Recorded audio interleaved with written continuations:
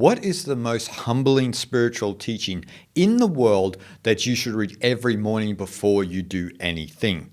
Well, that spiritual teaching comes from the Chinese classic, the Tao Te Ching. Now, the Tao Te Ching is basically a whole text about the art of humility and how we should operate from that humble place in the world, which kind of goes against our modernist ideas of how we achieve success and how we should be in the world, how we should be a go-getter and so forth and so on. Now, this spiritual teaching in the Tao Te Ching is chapter 13 of the Tao Te Ching. And I highly recommend getting Jia Fu Feng and Jane English's translation of the Tao Te Ching. But I also recommend Derek Lin's translation, Hans-Georg Maueller's translation, and also Brooke Saporian's translation. There are other great translations out there, but those four seem to be the closest to the actual Chinese and the actual teachings. And so allow me to read chapter 13 of the Tao Te Ching for you. Accept disgrace willingly. Accept misfortune as the human condition. What do you mean by accept disgrace willingly? Accept being unimportant. Do not be concerned with loss or gain. This is called accepting disgrace willingly. What do you mean by accept misfortune as the human condition? Misfortune comes from having a body. Without a body, how could there be misfortune? Surrender yourself humbly. Then you can be trusted to care for all things. Love the world as your own self. Then you can truly care for all things. I absolutely love this chapter. It's one of my favorite chapters. And as I said in the introduction, this is a chapter that you should read daily before you do anything, because this will ground you and take the so-called problems of your life off the coal face and allow you to operate in the world from a natural place and from a humble place, rather than you've got this to do or that to do, and this type of self-obsessive and self-interested mentality a lot of people have in the modern day. And chapter 13 obviously pulls the rug from underneath all of us, when it states accept being unimportant, right? So the first part, accept disgrace willingly, right? So you are accepting being unimportant. Think about that. You are not concerned with loss or gain, Lao Tzu says here, right? So this is called accepting disgrace willingly. So this chapter is obviously not for the vain Hollywood people of the world, the actors and the directors and so forth and so on, right? Those vain Hollywood people that try to tell us how to be and how to think, and they themselves are so self-interested and self-obsessive, and they live in their own little echo chamber in Los Angeles, and they think their worldview is the worldview, right? Which it isn't. They're a very small echo chamber, and for some reason people still watch Hollywood movies, not sure why. But it is definitely not for a vain person like that. And it's definitely not for a success-oriented entrepreneur, right? Because this chapter will pull the rug from underneath an entrepreneur. It'll expose the entrepreneur's obsession with being successful and trying to be somebody in the world as if they are important, right? They haven't accepted disgrace willingly, which means in a lot of sense you haven't accepted who you truly are, right? You haven't had this radical acceptance of who you truly are. And that is a massive problem on the spiritual path and in human life in general, of not accepting who you are, flaws and all, right? Accepting who you are in the sense of how this organic world brought you into being, without any addition, right? Without any addition at all, right? A lot of people in the modern day say, oh, you should express yourself, you should be self-expressive and this and that. And we don't even know who we truly are, right? We often mimic our expression of ourselves based on what people think is moral, based on what is trending and so forth and so on. So we haven't really truly known ourselves And then we go out there and we pretend we are expressing ourselves when Lao Tzu is saying to accept yourself humbly as you are, right? Just as the grain of wood is a particular way, right? And this brings me to the concept of Li, the organic pattern, right? And so we could translate Li as the grain of wood, the markings in jade, and the fiber of muscle, right? It is this organic pattern. And that organic pattern is within humans as well, not just within our veins and our body. It's also an organic constitution we all have in our psychology, right? As we are. And we are all different in that way. And it's a beautiful thing. But we live in a world today where you should all be the same, right? Make sure you think this way. Make sure you do it like this and blah, blah, blah, right? And so when you're doing that, you are not accepting yourself as you are, right? So you are taking on someone else's idea, someone else's self-image, and you are applying that to yourself. You're not accepting yourself as you are. And this first part of the chapter is all about radical acceptance, right? Accept yourself as unimportant, right? It's okay to be mediocre, in air quotes, right? How is mediocrity judged in the world? Think about that, right? We judge mediocrity based on status, success, and worth that is all judged by the achievement-based society. It's not judged on an organic, natural world. And so that's the big problem. If we were judging on an organic, natural world, you already are worthy. You don't have to prove yourself to me or anybody else. You are perfect as you are.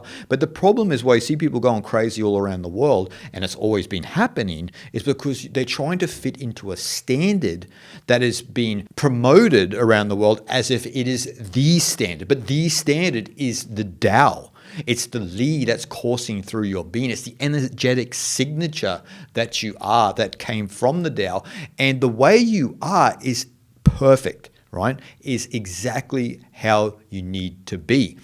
But then society comes in, the socialization process happens, and then it warps our nature, and then we become a disfigured version of ourselves. We become a caricature of the overarching narratives and ideologies that we accept as the authority. But as Lao Tzu illustrates within the Tao Te Ching, we have to question the dubious authorities that we accept as the standard of the world, but they are not the standard, and we need to question a lot of who they are and what the society is pushing and so forth and so on, right? And so the question is, can we accept disgrace willingly, right? Particularly as spiritual aspirants, can we really do that? Because I see a lot of New Age spiritual people and this and that become very individualistic about the spiritual path. They become so self-obsessed. They forget what the teachings are actually about. This teaching, chapter 13 of the Tao Te Ching, will pull the rug from underneath them and expose their own self-interest and self-obsession. But they have to accept that disgrace willingly. And to accept that disgrace willingly, we have to understand that spirituality itself is not about healing. It's always become about healing in the modern day, right? We need to heal ourselves from something. Lao Tzu is telling us, you are perfect as you are. You do not need to heal yourself from anything. Maybe you need to heal yourself from the conditioning that you've had and this persona you believe you are, but you need to accept yourself as you are. Spirituality is not about healing, it's about self-knowledge. And the Tao Te Ching is one of those texts that provide the deeper tenets of how to abide in that self-knowledge, the knowledge of who you truly are, right?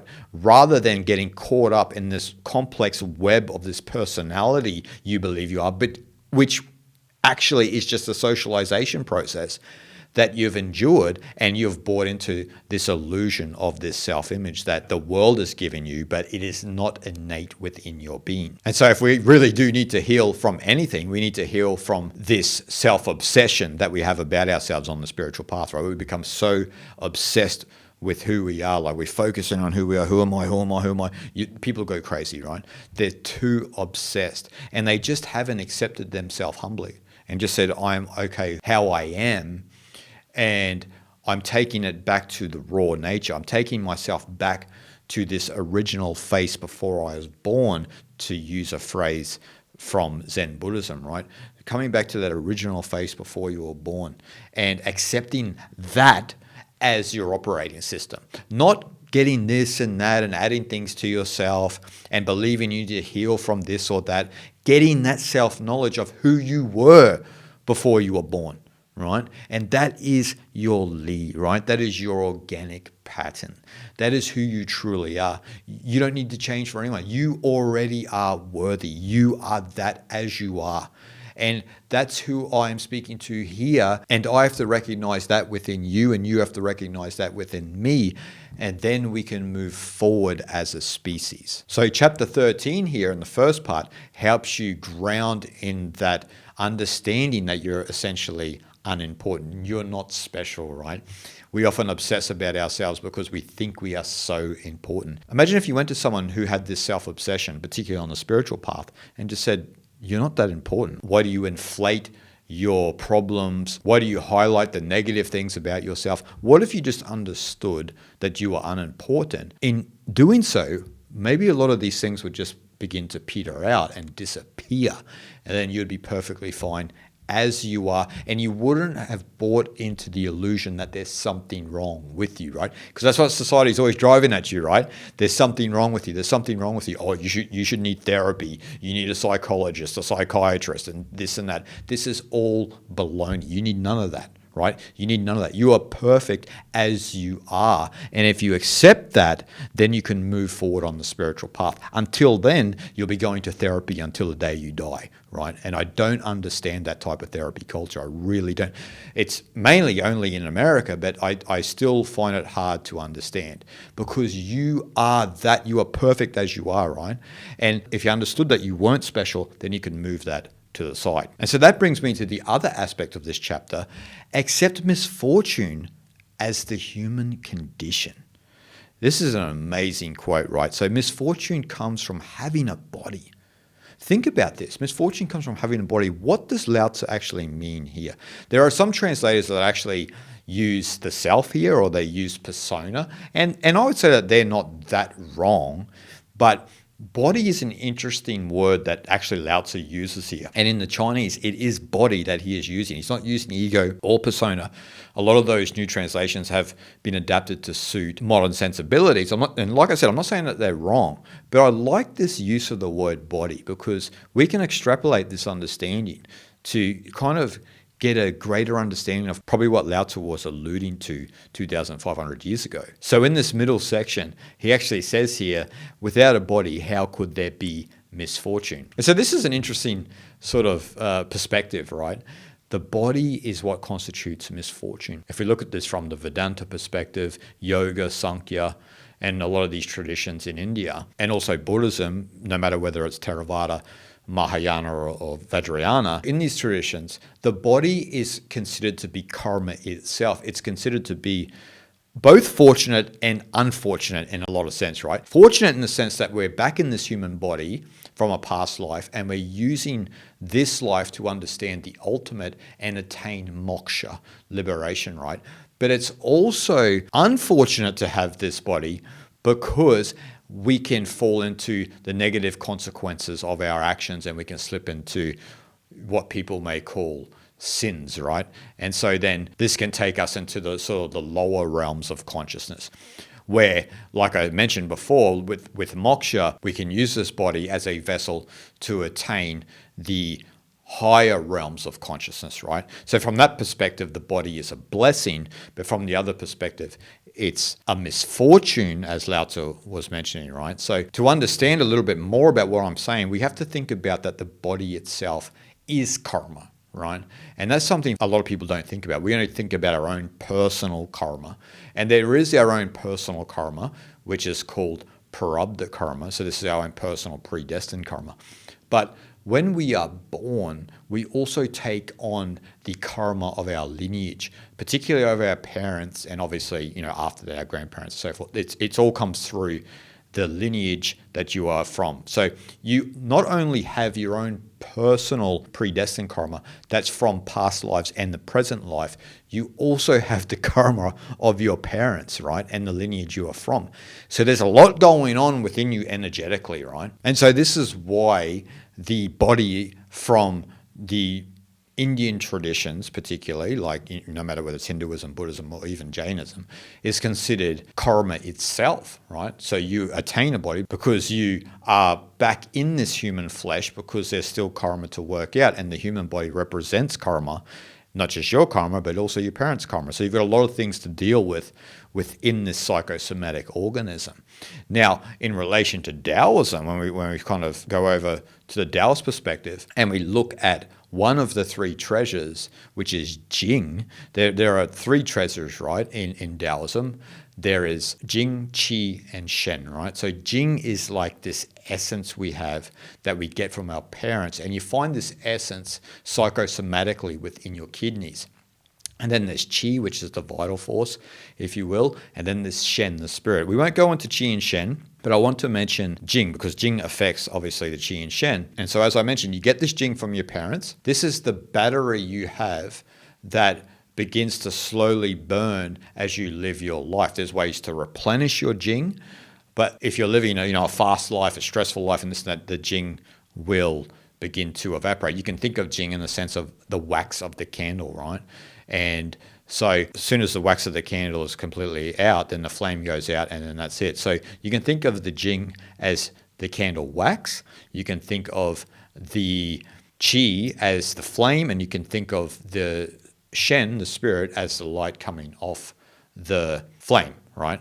And so if the flame, the Qi, is not steady, the Shen is all over the place, the spirit's all over the place, which affects the candle wax and it begins to burn down and melt very quickly.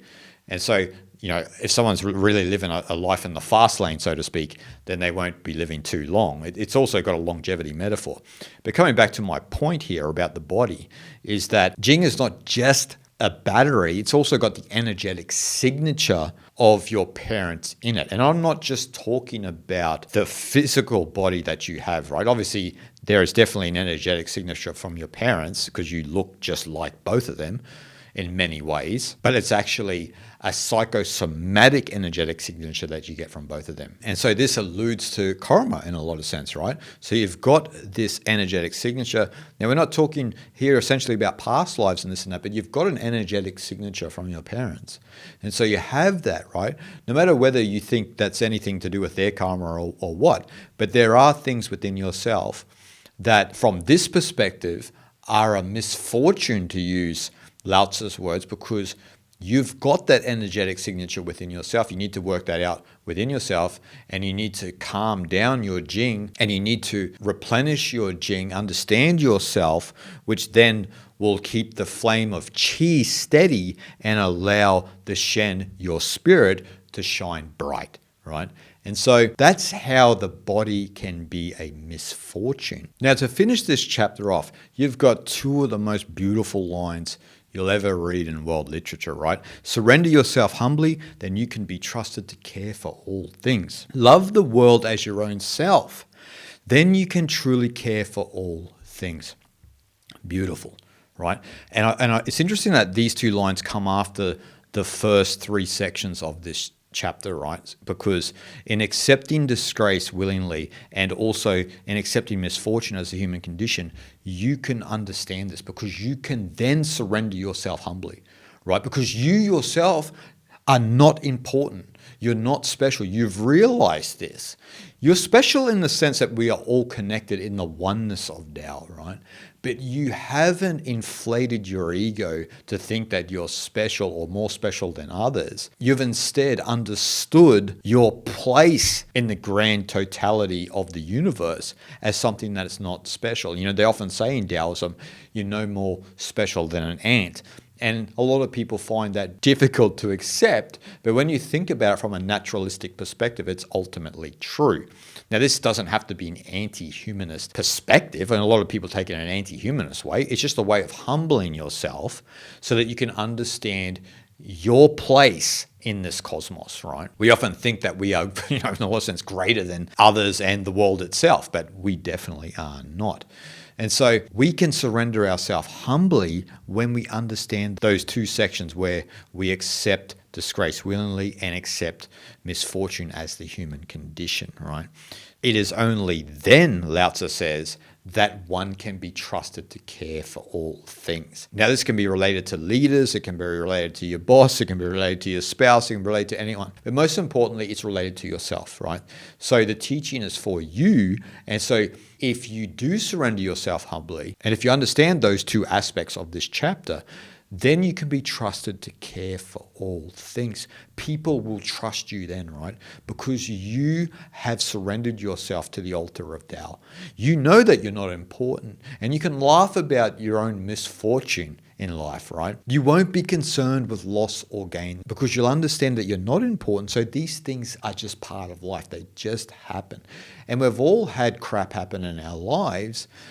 We usually deal with it the best way we possibly can, but you're not alone out there. We all have dealt with different things in differing degrees of magnitude. So we're not different in that sense. We're exactly the same. We're all going through the plight we have as human beings. And so we shouldn't exaggerate the negative circumstances and situations that we've had in our life too much, right? Because we've all had the same in differing degrees of magnitude. There is no doubt about that.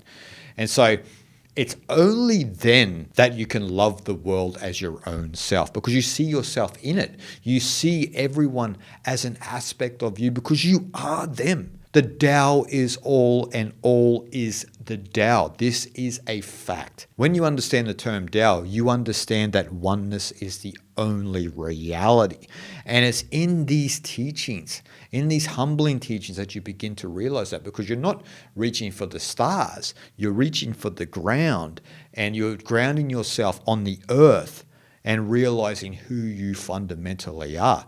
And when you realize who you fundamentally are, you already realize that you are worthy. You don't need the approval of others because you already are perfect as you are. And so then you can love the world as your own self, because we all are the same and we've all had similar life circumstances and situations that we've had to deal with. It's not something unique, even though we always try to exaggerate our own plight in life. We think it's unique, but remember, you're unimportant. You're not special. We're only special when we consider ourselves as one with the Tao. Then we understand that we are a localization of that one consciousness of Tao expressing itself differently. But when we understand and ground ourselves in these teachings, we understand that it is the Tao expressing itself through us. It's not us doing the Tao. This is where we come to the last part of this chapter. Then you can truly care for all things. So in surrendering yourself humbly and loving the world as yourself, you can care for all things truly now, right? Truly. It's not contrived. It's not lip service. You're actually doing it. You're not one of those entrepreneurs up in front of the stage telling people, hey, you can do it, this and that, this kind of contrived care. You realize that when you ground yourself in the ultimate undifferentiated state of Tao, then you understand we're all part of the one consciousness, and then you can treat each other as brothers and sisters of the earth. And that's what this teaching is illustrating to us. And so I highly recommend that you go out and get yourself a copy of the Tao Te Ching, particularly the Jia Fu Feng and Jane English translation, or as I said, the Derek Lin, Hans Georg Mueller, or Brooks Saporian translations. They are wonderful as well. And don't forget to grab yourself a copy of my new book, The Tradition of Natural Taoism, Free and Easy Wandering in Oneness. So guys, I hope you enjoyed, and I'll see you guys in the next one. Shanti, Shanti, Shanti.